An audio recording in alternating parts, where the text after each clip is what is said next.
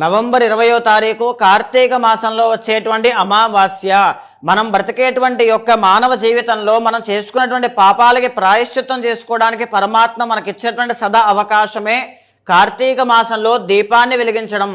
ఏ రోజు మానకుండా కార్తీక మాసం అంతా నెల రోజులు ఏ మానవుడైతే దీపాన్ని వెలిగిస్తారో సర్వ పాపల నుంచి హరింపబడి ముక్తిని చేరుకుంటారు అని చెప్పి శాస్త్రం చెబుతోంది, కార్తీక పురాణం చెబుతోంది.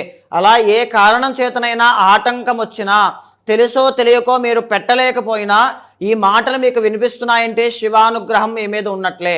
కార్తీక అమావాస్య రోజున తప్పకుండా 33 దీపాలు ఇంట్లో కానీ శివాలయంలో కానీ మనసా వాచా కర్మణ స్వామిని తలుచుకుంటూ దీపాన్ని వెలిగించండి. కార్తీక మాసం అంతా దీపాన్ని వెలిగించినటువంటి పుణ్యం మీకు లభిస్తుంది. చేసినటువంటి పాపాల నుంచి బయటపడతారు. చేసిన పాపాలు పోతున్నాయంటే జాతకంలో దోషాలు పోతున్నాయి, మీకున్నటువంటి కష్టాలు పోతాయి. తప్పకుండా ఒక మంచి శుభ ఫలితాలు అమావాస్య తర్వాత మీరు తప్పకుండా చూస్తారు.